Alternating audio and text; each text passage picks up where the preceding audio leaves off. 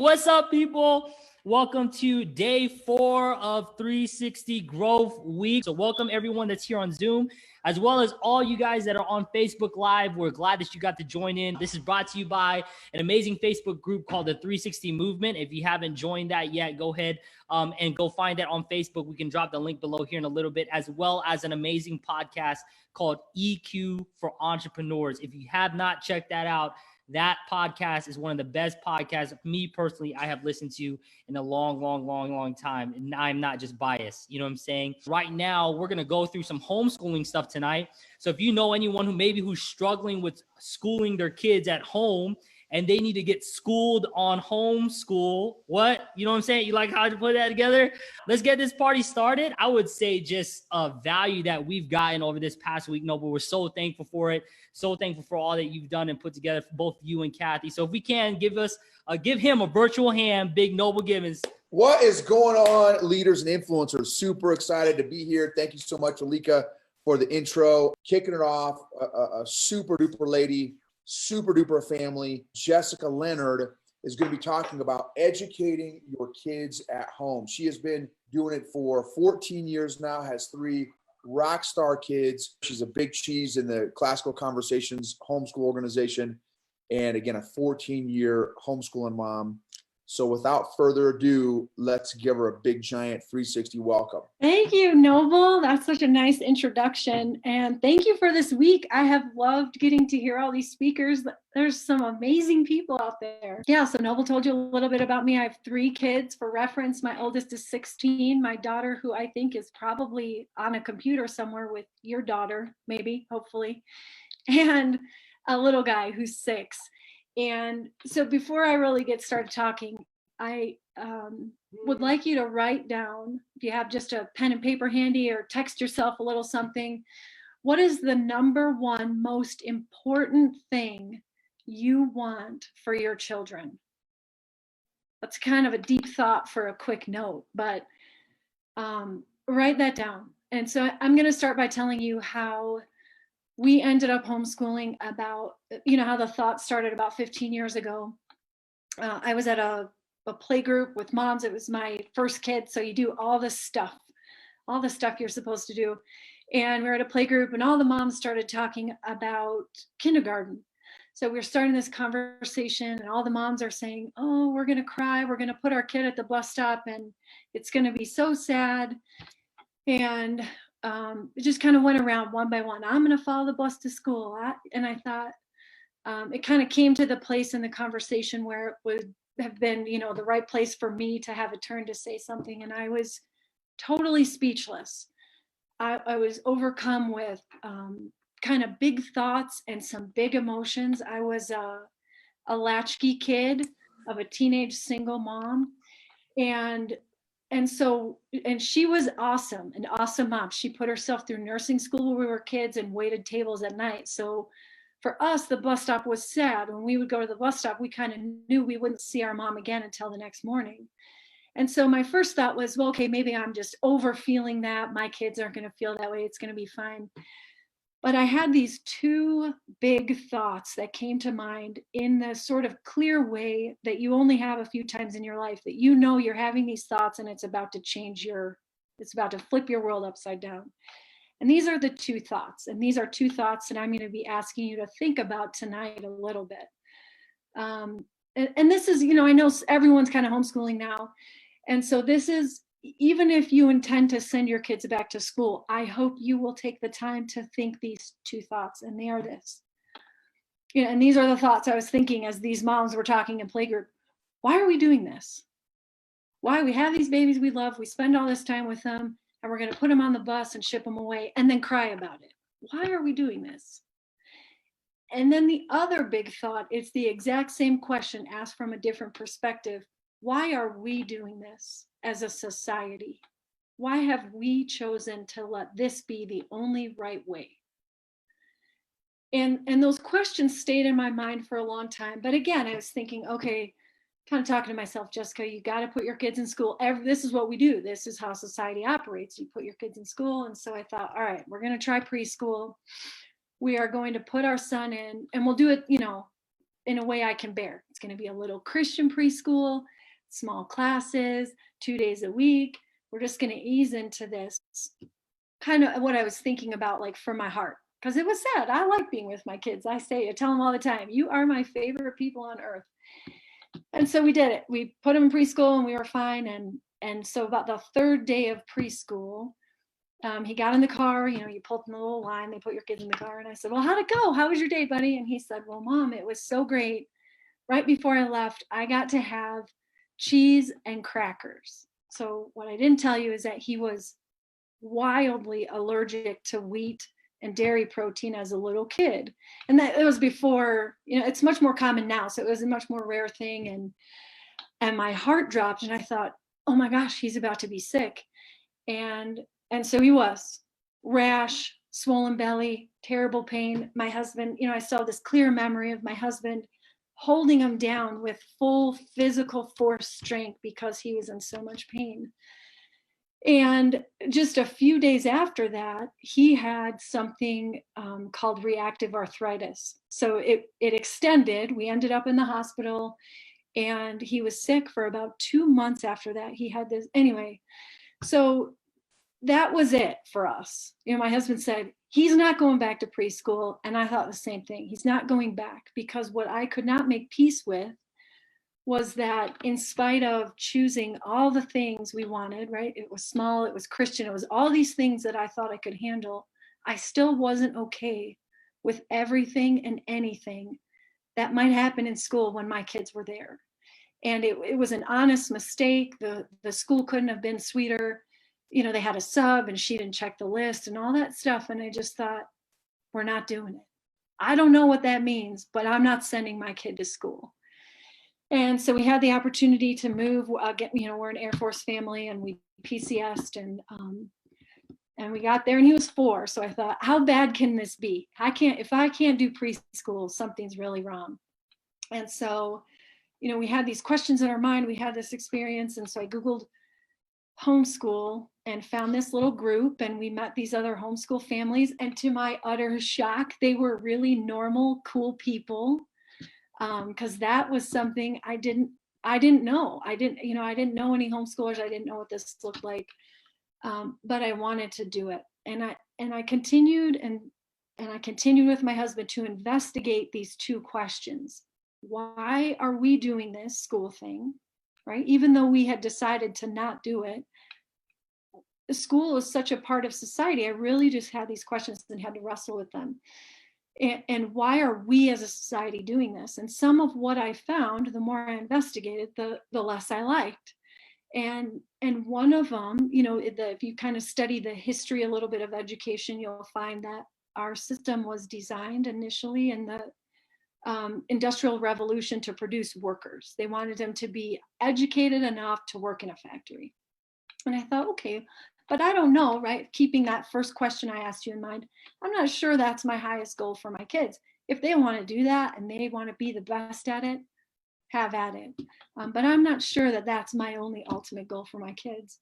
And so I would just encourage you, even if you love your kids' school and you're going to be so happy to send them back to school, take the time to look into that.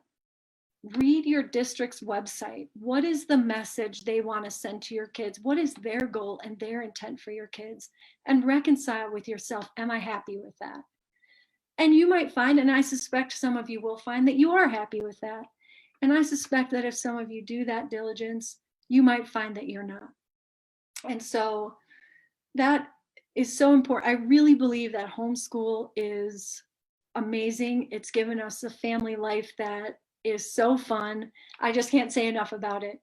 So that's my encouragement to you all, is to investigate those questions. But now we're going to talk about a little bit about the how, because even if you are counting down the days to sending your kids back to school, you probably have some logistical challenges. And so how to do it. I want you to, if you wrote that down, if you wrote down that one most important thing you want for your children, take it out and look at it. Because in order to figure out how, it's super important to understand why. look at that first. That is step one in how to homeschool, is determine, what do I want the end goal for my child to be? And two, once you have that in your mind and settled and set, commit to doing whatever it takes to make that happen. Commit to that. And three, choose a curriculum. Many of you do not. I don't know. I close the chat because sometimes it distracts me when I'm speaking. But how many of you are Insta homeschoolers? That would be something fun for me to know. So choose the curriculum. So step three is choose the curriculum. And for some of you, that is not a choice. Your kids came home with that and they're just following that. But that gives you such a great opportunity to look through those books, to look through those lessons, to see if you like what they're learning and if you want to continue with that. But if you want to homeschool, choose a curriculum that you will like, that you will enjoy, and that you will do. So I have what I call the planner graveyard. I try every cool new planner that comes out, use it for about 3 weeks and toss it. And I always revert back to the to-do list pad of paper. And so I think curriculum is the same thing. You choose what you will love. If you want it to be Christian, find a Christian one that you love. If you want it to be focused on history, find a history one that you love. But always revert back to that number one thing. What do you want for your kids? And then 4, keep a schedule. So people are all over the map on how they like to schedule. I'm super flexible. If you call me on a Tuesday and say, hey, let's do anything but school, I'm in. Let's go to the museum. Let's go to the beach. I'm super happy for a good, fun distraction. And so the way I keep some kind of semblance of peace in my house and schedule is to have it, we just have a to-do list. And we do, whether we start that list at 7 in the morning or noon, if it's a late day, we keep that list. And so we keep a schedule, even though we have a ton of flexibility. And that brings us a lot of peace. And so those are my 4 things. Know why you're doing it, commit to it. One thing that was so important to me is that I felt like, and I feel like this in a lot of ways, I want to honestly be able to say to my kids when they're grown adults, I did the best that I knew how to do. So I'm committing to doing that for my kids. Choose a curriculum that you like, that falls in line with the answer to your question. Goal number 1, what do I want for my kids? And stick to it, and stick to a schedule. And if you want to quit, just go back to point number 1, or email me or call someone who will talk you out of it. That was awesome. Thank you, Jessica. That was great. So Jessica, what is your family's biggest challenge with educating at home, and how have you all overcome, or how are you all working to overcome that challenge? Great question, Quentin Christmas. That is a great question. Boy, where do I start with that? So there's kind of 2, just educationally, we've had one kiddo that really struggled to learn to read and struggled with dyslexia. And so in that case, educationally, we pulled in a tutor. We hired a tutor. That's one thing that's so awesome. It's like being here at this conference. There are amazing people everywhere who have great skills and are willing to help. And so we've hired a tutor. For me personally, one of the things is that schedule. Like I said, is really making myself not go and do something else fun that I want to do, because I'm definitely the fun parent. And so keeping that schedule is key. And something very, I don't really too often, I'm not very self-disclosing, but a huge challenge that our family has faced is that my youngest son has cancer. And so we had this huge, we stayed at the Ronald McDonald House. We had this, it was years of care and treatment and struggle and all that. And so, how we overcame that was with that little schedule piece. Like, we couldn't do everything in the hospital every day, but we could keep some semblance of normal, and keeping those goals in mind. I want, for me, part of my answer to that question number 1 is, I want my kids to be good, caring, compassionate people. And God gave us this opportunity to be in a place where we could teach them to do that, to be compassionate about the people we were experiencing that with. And so I saw that as an opportunity for our family, and that's how we approached it. That's great. Another question here from Jonathan. How do you ensure your child gets enough social interaction with other kids? Great question. And I was so afraid of this, especially in the beginning. But the good news is, here's what I've learned. Your kids will be about as social as you are generally. If your kids are playing sports, if you're having friends over for dinner, their kids are coming. If you're going to church, there's youth group. And we participate in a kind of a 1 day a week homeschool program. So they have a really solid core group of friends. I have found that actually our challenge is saying no to social activities because we have so much more free time, but it's a real concern. And it's definitely a concern when you're starting out, but I can only assure you that it works out better than you would hope. So. Yeah, that's great, Jessica. Yeah. Yeah, that's great. Okay, another question from Miriam, as a kindergarten charter school teacher, I'm in touch with my parents and they struggle with balancing their own job and work and their child's work. Do you have tips on how to do both? Yeah, so actually I also work full-time from home for this company, Classical Conversations. And for me, this is my biggest tip. If my kids know that they come first, the interruptions are smaller. So even if I'm on a meeting, and thankfully I work for a homeschool company, so it's not unusual to see a kid join into a meeting. So I'm thankful for that. But people are also very gracious in this time. So especially my little guy, if I just break from what I'm doing, instead of saying, wait a minute, go away. If I just take 1 second to look him in the face and give him a hug, he will be totally happy and walk away. So that, to me, facing the distraction is the quickest way to kind of balance, and the best way to balance all that. That has been my experience. Great. And last question here from Tossin. What would be the best way to transition your children from homeschooling when they're used to going to public school so that they have a positive transition? Yeah, and that's another great question.